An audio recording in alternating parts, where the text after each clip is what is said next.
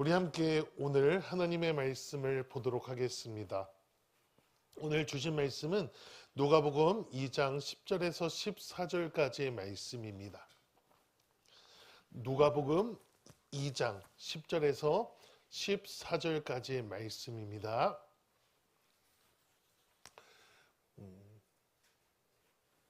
다 찾으신 줄 알고 제가 한 절, 여러분들이 한 절 교독하도록 하겠습니다. 천사가 이르되 무서워하지 말라. 보라, 내가 온 백성에게 미칠 큰 기쁨의 좋은 소식을 너에게 전하노라.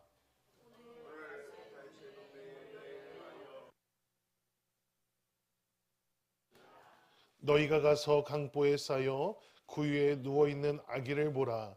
이것이 너희에게 표적이니라 하더니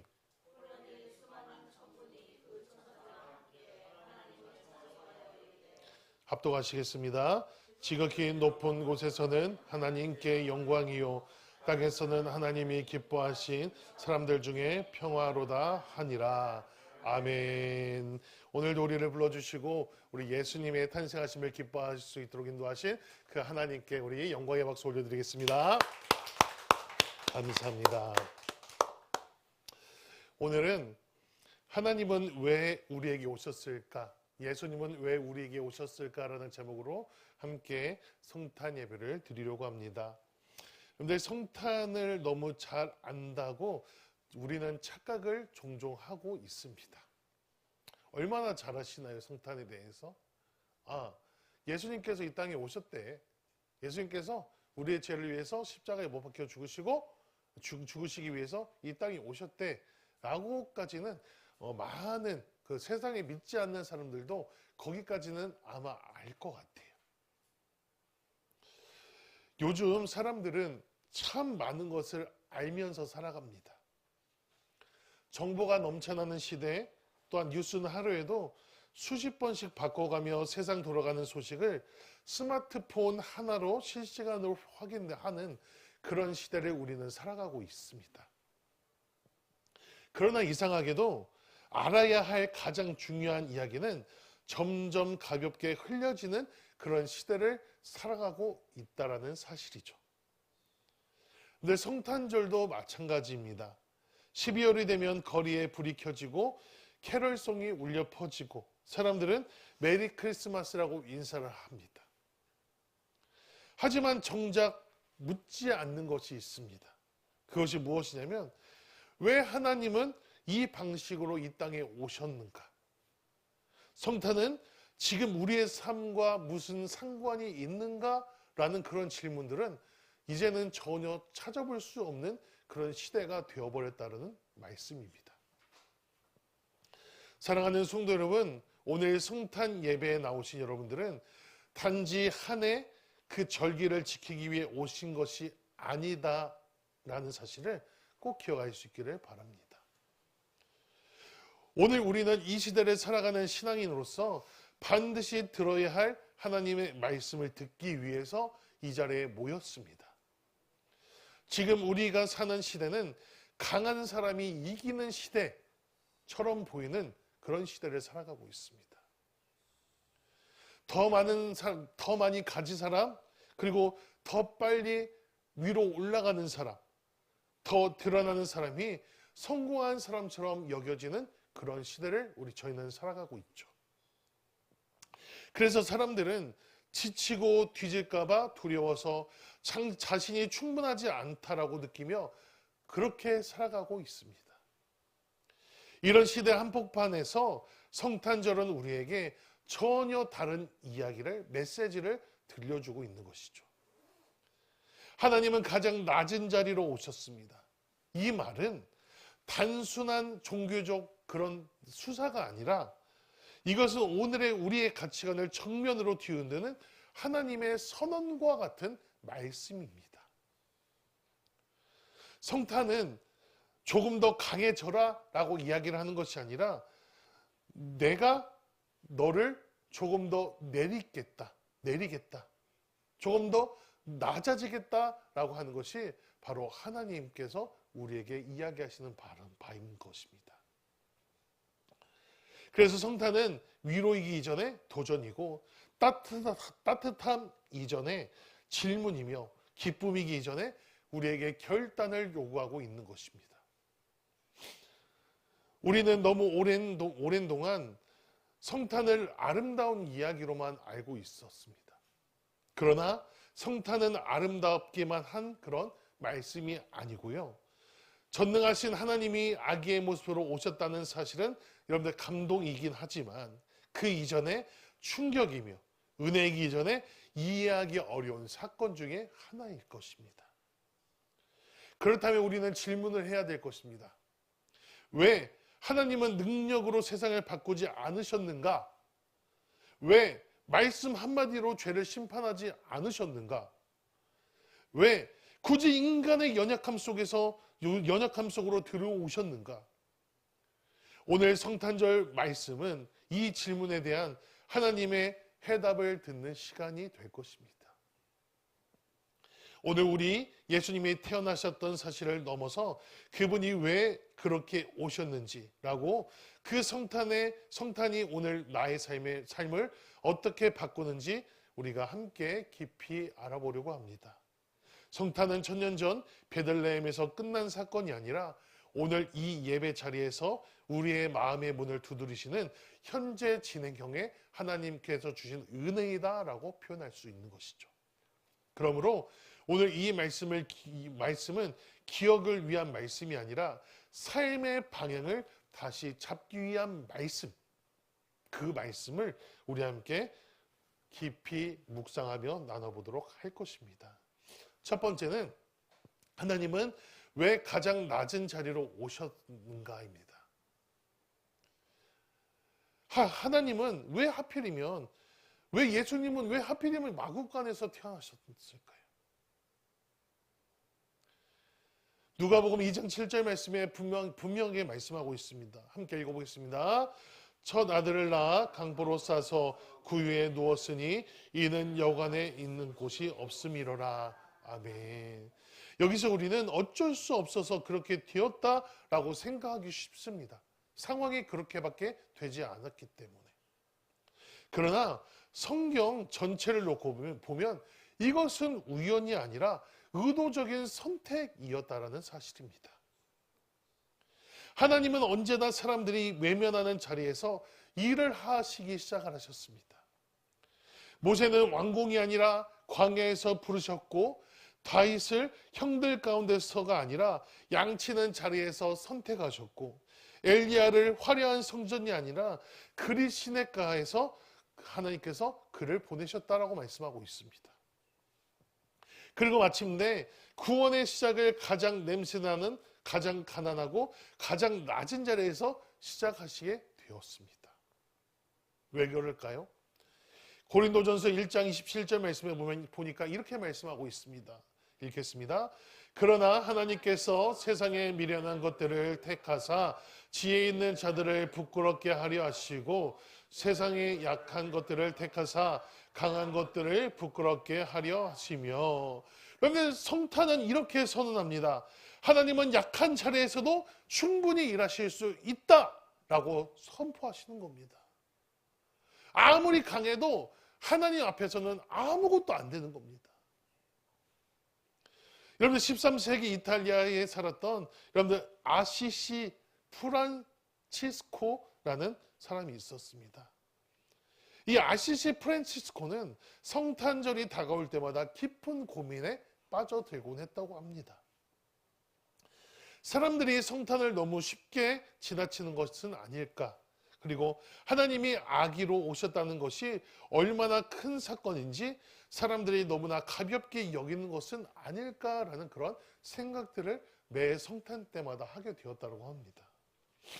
그래서 그는 1223년에 실제로 본인이 살고 있는 마을 한복판에 진짜 마구간을 재현을 했습니다. 그리고 거기에 정말 소와 나귀를 데리고 말구유를 거기다 딱 놨다고 합니다. 그리고 그곳에서 이제 예배를 드렸다고 하는 것이죠. 사람들은 처음에 웃었다고 합니다. 왜요? 그냥 재밌잖아요. 진짜 실제로 말구유를 재현을 딱 해놨어요. 거기서 예배를 다 드려요. 그러니까 처음에는 좀 신기해요. 왜냐하면 예배를 드리는데 소 우는 소리가 들리고 양이 매 하고, 그렇죠? 이렇게 하니까 사람들이 얼마나 재밌겠어요. 웃기고. 그렇게 여러분들 예배를 시작을 했다고 합니다. 그러나 여러분들 한 해가 갈 때마다, 예배를 진행할 때마다 이들이 이제 울기 시작을 했다라고 하는 것입니다. 왜냐하면 그제서야 깨달았기 때문입니다. 무엇을 깨달았냐면 우리 예수님께서 이 정도로 낮아지셨구나, 예수님께서 이렇게 우리에게 오셨구나 라는 것을 성도들이 깨닫게 되고 주변에서 구경하던 사람들이 깨닫게 되었다라고 하는 것입니다. 프란치스코는 이렇게 말합니다. 성탄은 하나님이 얼마나 낮아질 수 있는지를 보여주는 날이라고 하였다는 것입니다. 그렇다면 왜 우리 예수님은 하필이면 아기로 오셨을까요? 우리 하나님은 왜 하필이면 아기로 오셨을까요? 이제 더 중요한 질문을 해야 합니다. 왜 하필이면 아기였을까? 아기는 스스로는 아무것도 할 수 없는 존재입니다. 말도 못하고 걷지도 못하고 전적으로 누군가의 돌봄이 필요한 존재이죠. 그런데 하나님은 그러한 모습으로, 우리 아기 예수님이 그러한 모습으로 우리 가운데 오셨다라고 말씀하고 있는 것입니다. 요한복음이 이렇게 말씀합니다. 1장 14절 말씀입니다. 함께 읽겠습니다. 말씀이 육신이 되어 우리 가운데 거하심에 우리가 그의 영광을 보니 아버지의 독생자의 영광이요 은혜와 진리가 충만하더라. 아멘. 여러분들, 여기서 거하심에라는 말은 원어적으로 장막을 치다라는 뜻을 가지고 있습니다. 즉 하나님은 인간의 삶 가운데 직접 들어와 사신다라는 뜻을 가지고 있는 것입니다. 하나님은 멀리서 명령하지 않으셨습니다. 같이 살아보셨습니다. 배고픔이 무엇인지 아셨고, 거절당하는 아픔이 무엇인지 아셨고, 눈물을 흘리며 밤을 경험해 보시기도 하셨고, 사람 때문에 우시기도 해보셨고, 결국 십자가의 고통까지 지신 예수님의 모습을 우리 하나님은 경험하셨다는 것입니다. 그래서 히브리서 4장 15절 말씀이 이렇게 말씀합니다. 우리에게 있는 대제사장은 우리의 연약함을 동정하지 못하실 리가 아니요 모든 일에 우리와 똑같이 시험을 받으신 이로되 죄는 없으시니라 라고 말씀하십니다. 성탄은 나 혼자가 아니다라는 그런 하나님의 음성이 여러분들께 들려줄 수 있기를 축복합니다. 아기는 부모가 필요합니다. 그렇듯 성도에게는 우리 하나님이 필요한 것입니다. 그 필요를 채워주시는 그 하나님을 여러분들 만나시고 그 하나님 앞에 여러분들이 온전히 여러분들을 맡겨드리며 하나님의 보호하심과 은혜 가운데 여러분들 무럭무럭 우리가 장성한 분량에 이르기까지 성장하시고 우리가 천국문을 향하여 끊임없이 달려나아가는 저와 여러분들 될 수 있기를 주님의 이름으로 축복합니다. 세 번째는 성탄은 세상의 가치관을 완전히 뒤집어 놓습니다. 사랑하는 성도 여러분, 성탄이 왜 그렇게 낯설고 충격적인 사건인지 아십니까? 그 이유는 성탄이 우리가 너무 익숙하게 붙들고 살아온 가치관을 정면으로 부정하기 때문입니다. 우리가 살아가는 세상은 아주 분명한 메시지를 던지고 있습니다. 첫 번째, 더 높이 올라가야 인정받을 수 있다. 두 번째, 더 많이 가져야 인정받을 수 있다. 그리고 세 번째, 더 강해져야 절대로 무너지지 않는다. 그리고 마지막 네 번째로 더 드러나야 가치 있는 인생이 될 수 있다입니다. 그래서 우리도 모르는 사이에 신앙생활 속에서도 이러한 기준을 끌어올리고 온다라고 말씀하고 있는 것입니다. 교회도 어느 정도 커야 하지 않을까? 눈에 보이는 성과가 있어야 하지 않을까? 사람들이 알아줘야 의미가 있는 것은 아닐까? 라고 생각을 합니다. 그런데 여러분들, 사람들이 알아주는 게 의미가 있습니까? 네, 당연히 의미가 있긴 하죠. 좋죠. 인정받는다 사실이 근데 얼마나 좋습니까? 그런데 성탄은 이 모든 생각에 정면으로 아니요라고 대답합니다. 하나님은 가장 크고 가장 강하고 가장 화려한 방식으로 이 세상에 오지 않으셨다는 사실을 우리는 모두 다 알고 있습니다. 오히려 반대이죠. 빌립보서 2장 7절에서 8절 말씀에 보면 이렇게 말씀합니다. 여러분들 읽어보겠습니다. 시작. 오히려 자기를 비워 종의 형체를 가지사 사람의 모양으로 나타나사 자기를 낮추시고 죽기까지 복종하셨으니 곧 십자가에 죽으시니라. 아멘. 오히려 자기를 비워 종의 형체를 가지사 사람들과 같이 되셨고 하나님의 모양으로 나타나사 자기를 낮추시고 죽기까지 복종하셨으니 곧 십자가에 죽으심이라. 여기서 자기를 비워라는 그런 말은 단순히 겸손하셨다라는 의미가 아닙니다. 이 말은 권리를 내려놓으셨다라고 말씀하시는 거예요.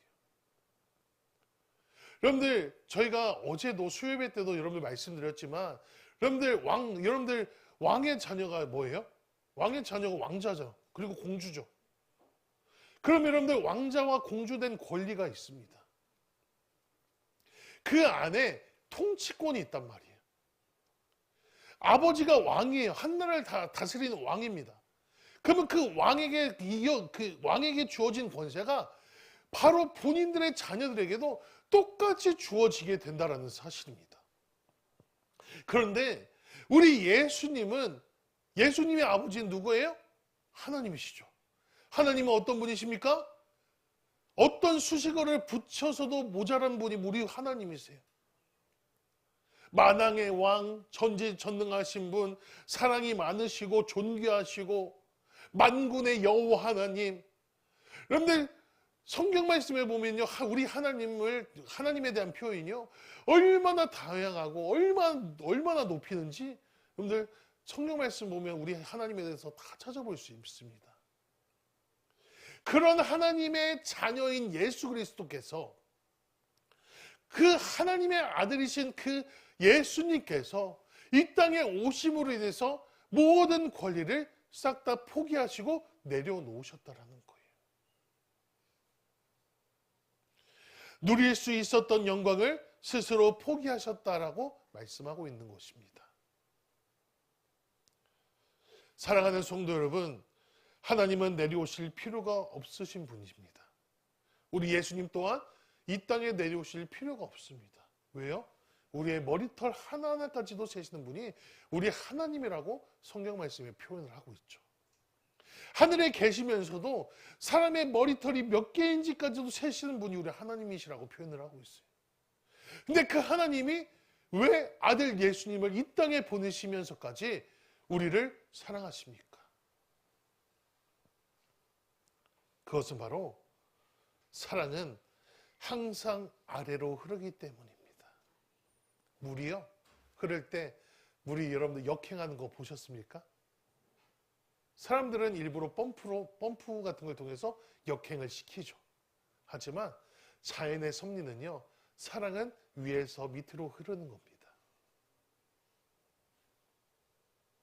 그래서 사랑 또한 여러분들 위에서 아래로 흐르기 때문에 아들 예수 그리스도를 우리에게 보내주셨다는 사실입니다. 오늘 성탄을 오늘 우리의 삶에 적용해 본다면, 그렇다면 성탄은 오늘 우리의 삶에서 어떻게 드러나야 할까요?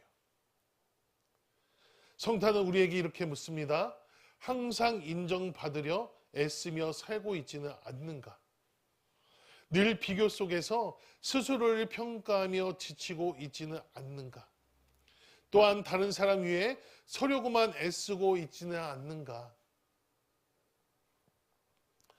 예수님은 위에 서서 다스리러 이 땅에 오신 분이 아니십니다. 아래에서 우리를 섬기기 위해서 오신 분이라는 사실을 꼭 기억할 수 있었으면 너무 좋겠습니다. 마가복음 10장 45절 말씀입니다. 함께 읽어보겠습니다. 인자가 온 것은 섬김으로 받으려 함이 아니야 도리어 섬기려 하고 자기 목숨을 많은 사람의 대속물로 주려 함이라. 아멘. 자, 여러분들, 인자가 온 것은 섬김을 받으려고 온 것이 아니래요. 우리 예수님께서 이 땅에 오신 것이 근데 섬김을 받기 위해서 이 땅에 오신 것이 아니래요. 사실 여러분들 교회에서도요, 목사가 섬김을 받으려고 교회에 이제 온 것이 아닙니다. 그러면 교회에서는 섬김을 받는데 제1순위가 누구일까요? 장로님일까요? 권사님일까요? 집사님일까요? 아니면 성도님들일까요? 자, 명쾌하게 해답을 내려드리겠습니다. 첫 번째는 새가족입니다. 새가족. 그래서 여러분들 새가족은요, 그 무엇보다 귀한 거예요. 귀한 존재입니다. 우리가 이제 내년부터 열심히 전도를 할 거잖아요. 우리 열심히 전도하는데 새가족이 오면 부활을 얻은 것처럼 우리가 기뻐하고, 그리고 우리 하은이 오면 우리 어떡합니까? 아이고 우리 공주 왔어 이러시잖아요. 그렇죠? 그러니까 새가족이 오면요, 우리 왕자가 오고 공주가 왔다는 듯이 그들을 마음에 품고 정말 깍듯하게 애쓰는 마음으로 우리가 정말 막 보듬어 줘야 되는 거죠. 1순위가 새가족이에요. 2순위, 3순위, 4순위, 5순위 없습니다. 여기에 모인 우리는 다 똑같아요. 그냥 속된 말로 하면 저희는 머슴입니다. 머슴. 하나님의 머슴. 왜요? 우리는 직분자이기 때문이죠. 하나님께서 우리에게 특권을 받으라고 우리를 이곳에 보내신 게 아니에요. 그들을 섬겨서 그들이 하나님의 머슴으로 살 수 있게끔 도와주라고 우리를 먼저 하나님의 자녀로, 하나님의 직분자로 우리를 부르셨다는 사실을 꼭 기억할 수 있기를 바랍니다. 성탄은 우리에게 너도 내려갈 수 있겠느냐라고 물어보십니다. 어떻게 물어보시냐? 첫 번째는 가정에서 내가 옳다는 말보다 먼저 미안하다는 말을 할 수 있겠느냐라는 것입니다. 그래서 여러분들 가정에 가셔서 여러분들 혹시 자녀들과 혹시 아니면 여러분들 옆에 짝지가 계시다면 여러분들 내가 옳음을 먼저 주장하는 것이 아니라 내가 먼저 미안했던 것들을 생각하시고 그것들을 용서를 구하시고 그리고 그에게 다시 한번 사랑으로 대해 주실 수 있기를 바랍니다. 두 번째는 교회에서 드러나는 자리보다 보이지 않는 자리도 여러분들 기쁨을 감당할 수 있겠느냐라는 것입니다. 참 교회는요, 안 보이는 곳에서 일하시는 분들이 참 많으세요. 당연히 저희 교회는 아직 이렇게 규모가 작다 보니까 한눈에 싹 들어오긴 하잖아요. 근데 큰 교회들은요, 한눈에 싹 들어오지 않는 경우들이 많아요. 추운 날씨에 주차 봉사하시는 분들은요, 1시간 전부터 나오셔가지고, 이거 막 호루라기 불면서 봉 씌우고, 그 다음에 막 파카 막 두꺼운 거 입으시고, 막 귀에다가 이거 하시고, 서울은 막 그렇게 하시더라고요. 한참 무장하시고, 1시간 전부터 삐삐 하면서 이렇게 막 안내하시고, 막 이렇게 하세요.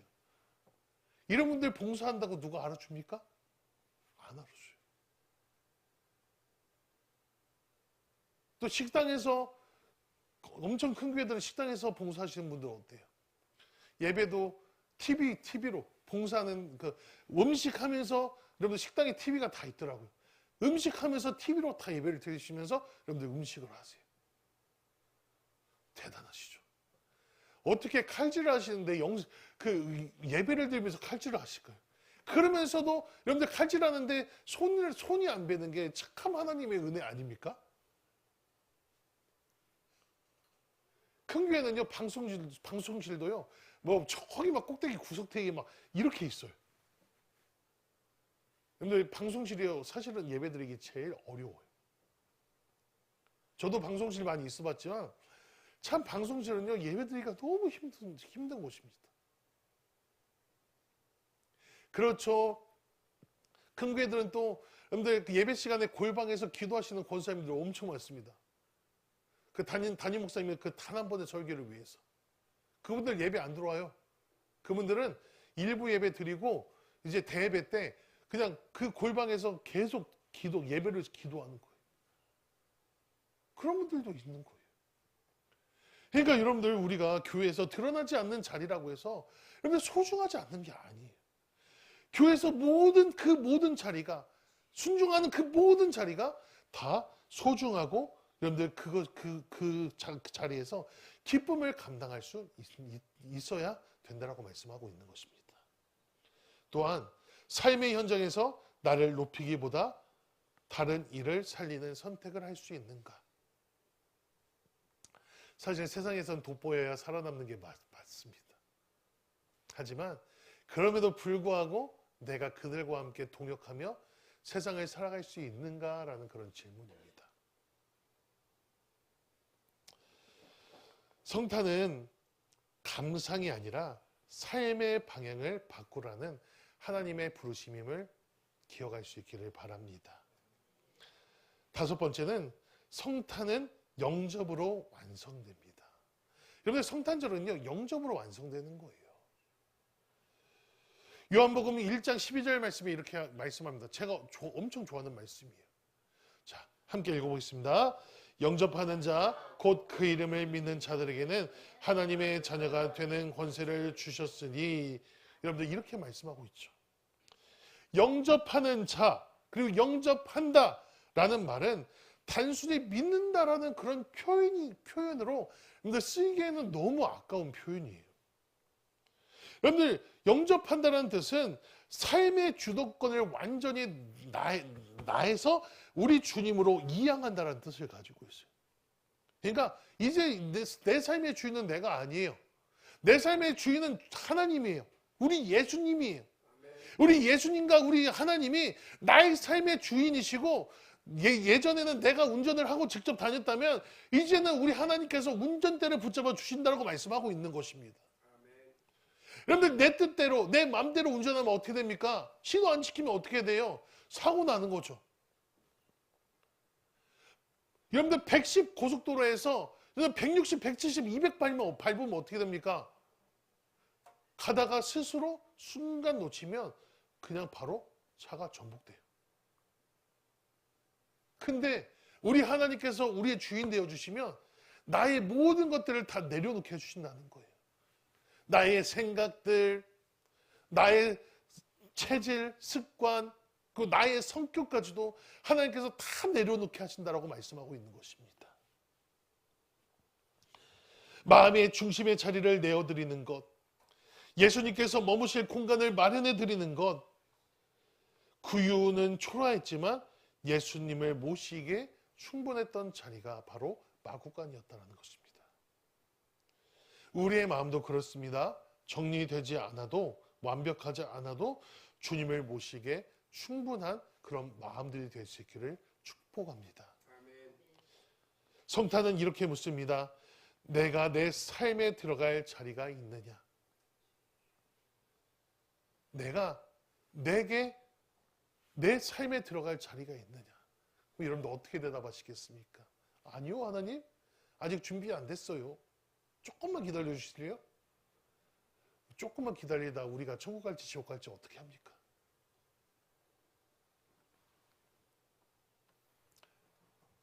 오늘 말씀을 정리하며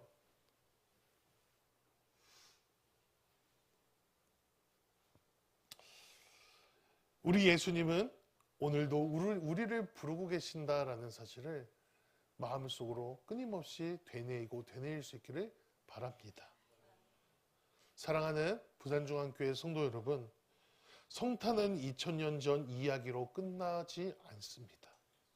오늘도 주님은 높은 자리에서 명령하지 않으시고 우리의 삶의 문 앞에서 서서 우리의 마음 문을 두드리고 계십니다. 요한계시록 3장 20절 말씀입니다. 함께 보도록 하겠습니다. 읽어보겠습니다. 볼지어다 내가 문 밖에 서서 두드리노니 누구든지 내 음성을 듣고 문을 열면 내가 그에게로 돌아가 그와 더불어 먹고 나는 나와 더불어 먹으리라. 아멘. 올 성탄절 주님께서 찾으시는 것은 완벽한 신앙이 아니라 우리의 열린 마음입니다. 하늘의 가장 낮은 자리로 내려온 이 은혜가 오늘 우리 여러분들의 가정과 그리고 우리 사랑하는 부산종합교회와 그리고 우리의 삶 속에 다시 태어날 수 있기를 주님의 이름으로 축복합니다. 우리 옆에 있는 분들과 함께 인사하시겠습니다. 메리 크리스마스. 여러분들 메리 크리스마스. 깊은 성탄, 여러분들 예수님의 탄생하심을 기뻐하며 여러분들 오늘 한 날도 주님 안에 기쁨으로 나아갈 수 있는 저와 여러분들 될 수 있기를 주님의 이름으로 축복합니다.